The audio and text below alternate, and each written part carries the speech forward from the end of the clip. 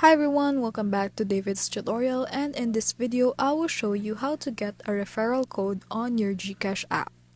Hi, so you want to open first your GCash application.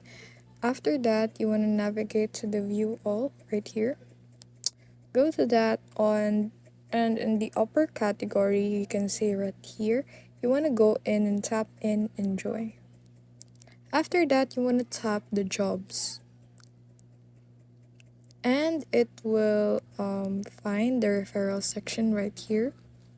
So if this is the job section, then go navigate in the bottom category, tap in referral, and yes, this is the one that we are talking to right now, which is the referral section. So you can now refer now, and after that you have this one right here where you can refer this, you can also refer this, and a lot more.